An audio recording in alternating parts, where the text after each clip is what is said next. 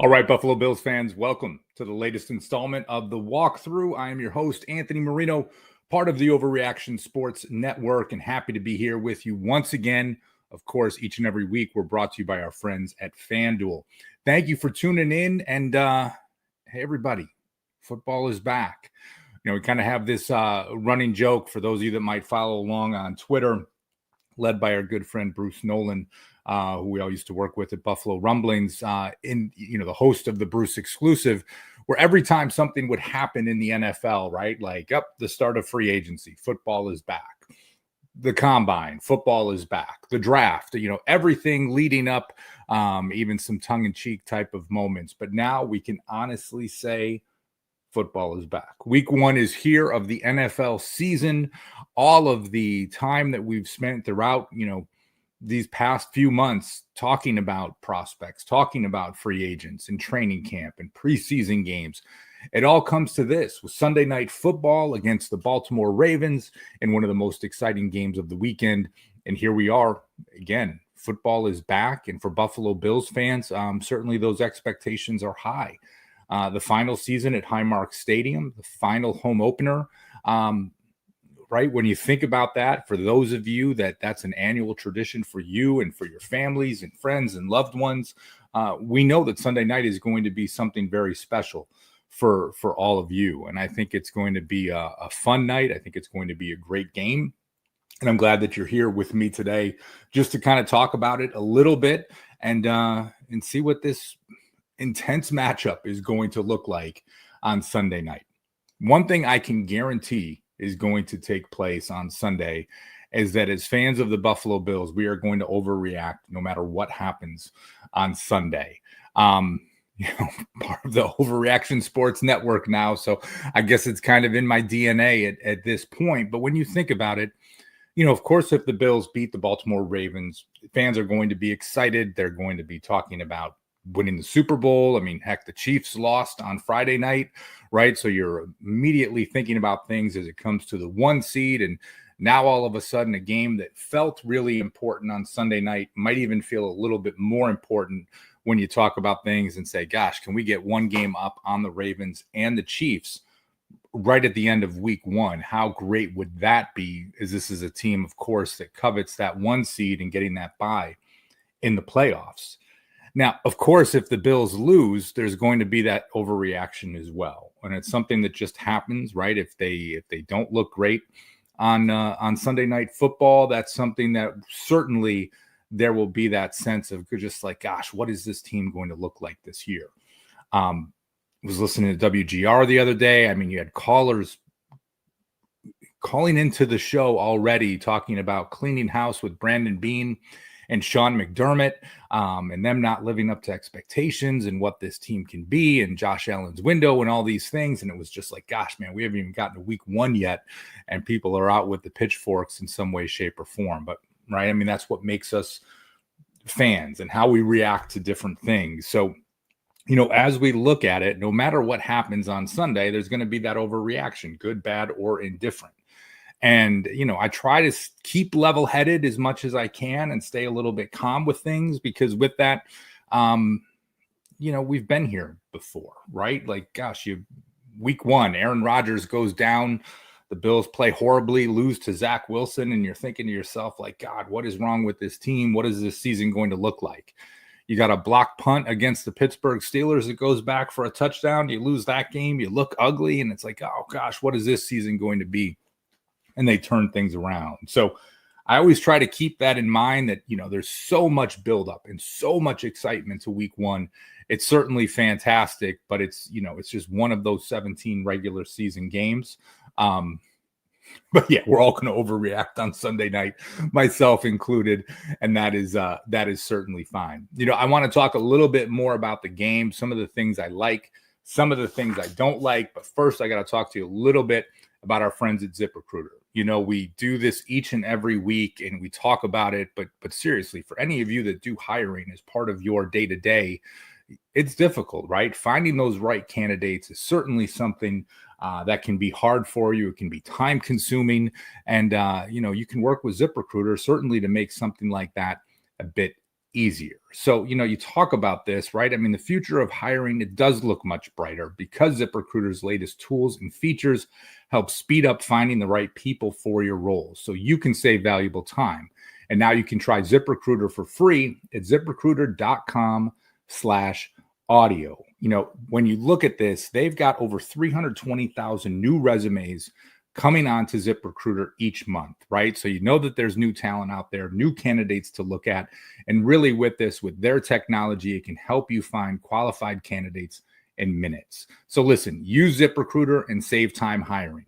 4 out of 5 employers who post on ZipRecruiter get a quality candidate within the first day. And if you go to ziprecruiter.com/audio right now, you can try it for free. Again, that's ziprecruiter.com/audio. ZipRecruiter, the smartest way to hire. All right, let's get back to the football now. Now, if you watched or listened to last week's show when I was going through my win-loss prediction, this is a game and a matchup that I did not like, right? And when you think of all the potential matchups for the Bills in week 1, I love being on Sunday Night Football. I love having the team in the spotlight. And then you see it's the Ravens and you're just kind of to yourself like, okay, I guess that's going to be the one, and that's how things are going to get started. And I think to myself, like, gosh, what is it that I don't like about this matchup, right? The Bills have won 3 of the last 4 that they've played against the Ravens. Certainly the win in the playoffs last year, albeit an ugly win, but guess what? In the playoffs, a win is a win, and you take it and you advance, and that's something that's fantastic. And I was just trying to break it down and think to myself, like, what is it about this team that I don't like? Love Lamar Jackson. Phenomenal player, right? I don't get into that discourse online of Josh versus Lamar and any of that type of kind of nonsense. Like, I can sit here as a man and just sort of acknowledge that both are phenomenal football players and do an amazing job. And I like Lamar Jackson, right? Like, whenever he's not playing the Buffalo Bills, you look at him and you can be like, man, I can really sit here and watch him play and be in awe of the player that he is. But I think the X factor that it comes to me is Derrick Henry. And I will admit, Derrick Henry has been one of my favorite players in the NFL, right? I think you watch him. If you follow me online, I know some of you are probably like, wait, Anthony likes running backs? Like, of course I like running backs. Like, I'm always an advocate for drafting them higher than you should, for paying James Cook. Years ago, when there was potential that Derrick Henry was going to be a free agent with the Titans, and this is before he went to the Ravens. I mean, I wrote a lengthy article on BuffaloRumblings.com about how I wanted the Bills to sign Derrick Henry. I mean, he is an absolute man-child in the backfield, runs people over. I will always have that vision of him stiff-arming Josh Norman into oblivion, just kind of ingrained in my memory when you see him. And we've seen him do enough with the Titans, now with the Ravens, where he can break off these big runs. And like, once he gets a head of steam behind him, he is a tough man to bring down. And right. So, I mean, I look at this and it's just like, gosh, the Bills have done a good job against Lamar Jackson in the past. They've done a good job and been able to score enough points to win games. So like, why is it that I don't like this matchup? And it really comes down to Derrick Henry. And I say like the stuff before, like, oh, one of my favorite, non-Buffalo Bills in the NFL and all those pieces to provide a little context. But like, he is an anomaly to everything that a running back should be at his age, at his size, just everything that he has been able to do. I mean, you can see it of just like, man, if this is a guy that can get going, he can have one of those plays that can break a game open and just have you feel defeated. And I think that's probably the one piece as I look at this with the Ravens that kind of has me a little bit anxious about this matchup. And again, the Bills have won 3 of the last 4. He's a running back for them. They did a good job at the start of the playoff game last year to kind of bottle him up and make sure that this isn't the guy that was going to beat you. But I think when I talk about this matchup and the one thing that I don't like from it, at least as it relates to the opponent, it all comes back to Derrick Henry. And that's not like taking anything away from anyone else on the Ravens squad and who they are and what they do. I'm just saying, like, that's the one guy to me that I kind of always have an eye on. And you just sort of like, kind of clutching your chest, like, all right, let's not let Derrick Henry be the guy to just steamroll the team this week. Obviously another thing is I look to this game, of course, like Tyler Bass going on injured reserve. You hate to see that, not just for this game, but like, what is this going to mean for the season? Like, even if he can return in a few weeks, they signed Matt Prater to the practice squad. Obviously, he will be kicking for the Bills on Sunday night. That is just one of those that, in any sort of like close game, right? Extra points, field goals, those things matter. Tyler Bass with a big leg. Like, listen, this is a guy that can kick from 50 yards and out. I don't expect to see that on Sunday night, right? Matt Prater coming back. I mean, certainly he's kept in shape. Bills signed him for a reason. But I think if you're looking at something and it's, you're probably going to have to be a little bit more aggressive maybe on fourth down. I hope not being too, punt happy in some of these situations, but maybe those 50-plus yard field goals are not going to be an option on Sunday night. Of course, cornerback 2 has me concerned. Tre'Davious White has not practiced all week on the official injury report, listed as doubtful. That doesn't really come as a surprise. I mean, Sean McDermott was on Friday morning on WGR, said there was no official designation on him yet, but he did not practice all week. He has not practiced for weeks and then listed as doubtful. So I don't see any way, shape, or form why the Bills would look to start him at cornerback 2. And then plenty of questions, right? Like, who will get the start? Will it be Strong? Will they call up Jackson? Will they look at Ingram as an option? Like, will they have some kind of a rotation? I don't know. But of course, right, heading into the start of the season, no matter who the opponent is, like, you want to feel that your team is healthy. And that is not the case right now, especially at cornerback 2. Again, not just Tre'Davious White, Maxwell Harrison on IR, and how long it will be before he can return. So, all right, listen, enough of the negativity there. I'm kind of even getting myself down. Let's talk about some of the positives, like the things I'm really, really looking forward to. And it's interesting. Game 1, week 1, there's so many things that you can look at, right? Like, so many things that you can say, oh, I'm excited to see this on Sunday night because, you've just been waiting for it, right? And like, even if any of these guys really did see much time in the preseason, it's not like it counted. It didn't matter. Like, now we're talking about things of just like, yeah, we are ready to go. So there's 3 different things that I wrote down right now. Like, first, it's like a trio of guys on offense: Keon Coleman, Dalton Kincaid, and I included Josh Palmer in there as well. I mean, of course, like, when you talk about the weapons on offense, Josh Palmer, kind of the real new addition here that we're expecting to play a decent amount of time. And I'm excited to see what he can bring to the offense. I feel like it's been a little bit of an underrated storyline with him throughout the summer, and that's okay, because so much of the focus has been on, just some other pieces. But kind of odd in that, like, so much attention was paid towards Elijah Moore and not much towards Josh Palmer. But anyway, that's someone that I'm definitely keeping an eye out on Sunday. Now, when it comes to Coleman and Kincaid, expectations maybe were a little higher than they should have been last season.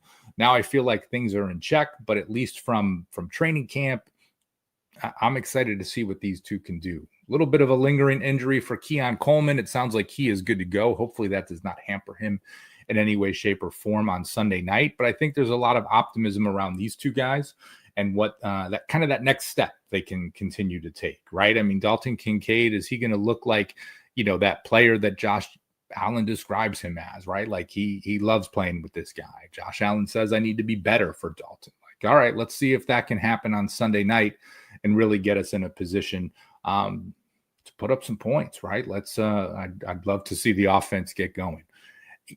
Earlier in the week, I was on with the guys from the UK Bills backers, Matt and Robin. I love going on with them each and every year. Great show. If you haven't had a chance, definitely check them out. But it was like, what are you most excited about? And it's like, well, one, it's like that new defensive line, right? Like, you talk about my fears with Derrick Henry earlier in the show. And now you look at it and it's like, okay, but you bring in Joey Bosa, right? You got Landon Jackson. You got Deion Walker. You bring in TJ Sanders. Like, you've got these pieces. Daquan Jones back. Ed Oliver. Like, Greg Rousseau. I like the looks of this defensive line right now, at least from a, hey, it's something new. I'm feeling optimistic. Let me see what this is all about.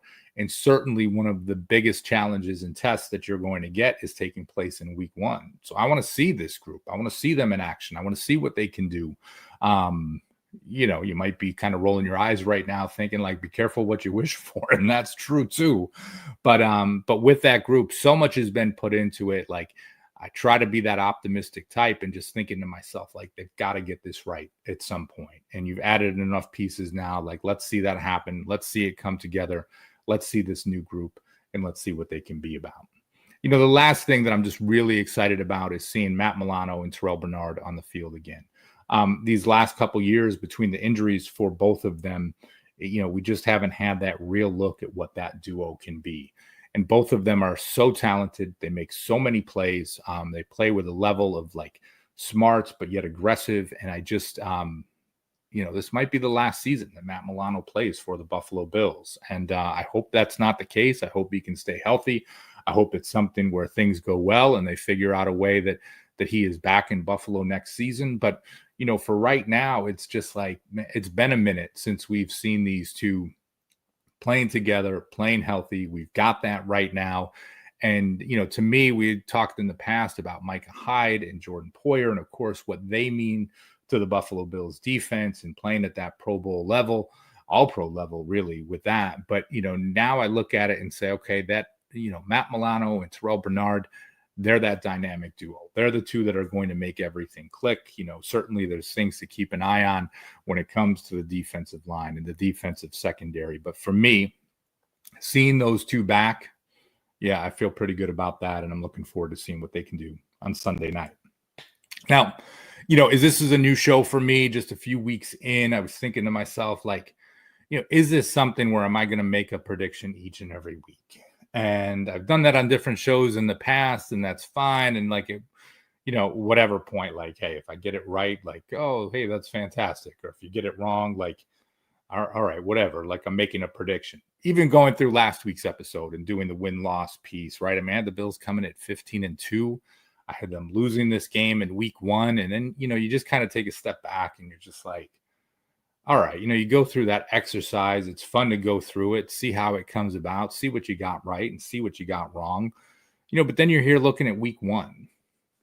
And the show, right? I said before, we're sponsored by FanDuel. Like, you've seen a shift in the line. Like, the Bills were 1.5 point favorites. Now they're 1.5 point underdogs at home, last home opener at Highmark Stadium. Like, things are going to be electric. And I don't know. I guess I'm just not the type to make a prediction each and every week. I guess you can ask one question. Like, is Josh Allen playing quarterback for the Buffalo Bills? Yes, he is. That's your answer right there. If number 17 is playing quarterback for Buffalo, I like their chances to win. I don't care who they're playing against. I don't care who might be injured, other things that might be going on. If number 17 is back there, I feel good to go. And that's I think that's going to be my stance throughout the season. Not I think, that's going to be my stance throughout the season, right? Like, that is the difference. Like, I believe in this team and what they can do. I mean, heck, I got believe signs all around me. I'm drinking out of a believe coffee mug this morning. Like, I have this belief in this team and kind of what can take place. And I don't know, for me, I know there's others that feel a little bit differently, but as I go through and being a fan of the Buffalo Bills, like, man, it's a lot more fun when you just have this sense of optimism and being a part of a great team and knowing that they can be great and just kind of going into that each and every week. So I am excited. But listen, before I get out of here, a couple of things. Make sure you comment, make sure you like, make sure you subscribe, all those things. So you get this show, the walkthrough, each and every week, but you get all of the great shows on the Overreaction Sports Network. So you're hearing from John Fina and Jerry Ostrowski and the voice, Joe Miller. And just again, I appreciate those guys for giving me this platform to come and chat with you each and every week. Finally, I need to give a big thank you to everyone that participated in the charity Pick'em getting started this week. This is to benefit the Alzheimer's Association and a cause very near and dear to my heart. So to everyone at the Overreaction Sports Network that came on board, everyone from Buffalo Rumblings that came on board, we've raised over $1,000 so far to help support research, to help families and caregivers and newly diagnosed patients throughout our communities here in New York. So that means the world to me, and just that you all would kind of take your time to be a part of it and to donate. I just wanted to say thank you. So listen, week 1 is here, as our friend Bruce Nolan would say. Football is back. So enjoy yourselves. Thank you again for tuning in. I'm going to get out of here for now. And as always, go Bills.